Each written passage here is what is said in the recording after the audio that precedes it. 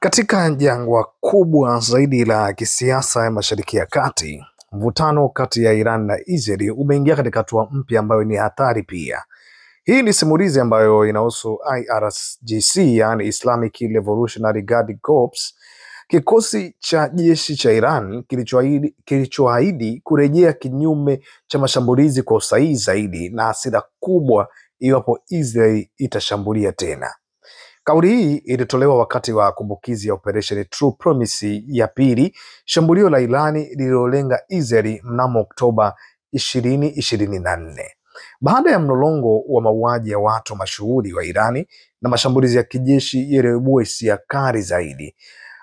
IRGC ilisisitiza akasema, kila kosa jipya na uvamizi unaowezekana kutoka kwa adui utapokea jibu kali zaidi, sahihi zaidi na lenye uharibifu mkubwa zaidi. Tukio la True Promise 2, yani True Promise 2, ilishughulikia kila kinga ya ndege na mizunguko ya ulinzi wa Israel yenye msaada wa Marekani na NATO,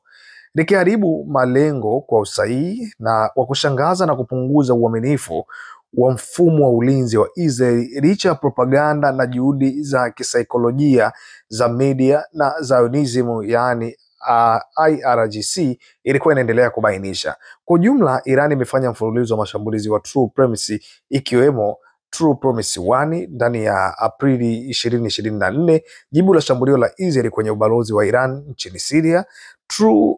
Promise 2 ndani ya Oktoba 2024, mashambulio makali ya Irani dhidi ya miundombinu ya muhimu ya Israeli. Lakini True Promise 3 Juni 25, shambulio kubwa zaidi likilenga vituo vya kijeshi vya Israeli, yani unit 8200, makao makuu ya Mossad, kampuni ya Rafael, viwanda vya mafuta, mitambo ya umeme, bandari za anga na bahari, sambamba na taasisi ya Weizmann.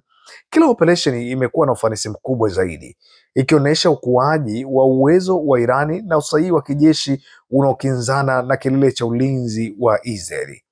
Hali hii ilizua tahadhari za kimataifa na wanasiasa kama Steve Bannon, mwakilishi wa Trump, kudai kuwa kesi ya kusitisha mapigano iliyosimamiwa na Marekani iliokoa Israeli iliyokuwa kwenye hatari kubwa ya kupoteza interceptor wa ulinzi za anga. IRGC inasema kwa uwazi kabisa kwamba True Promise 2 na mfululizo wake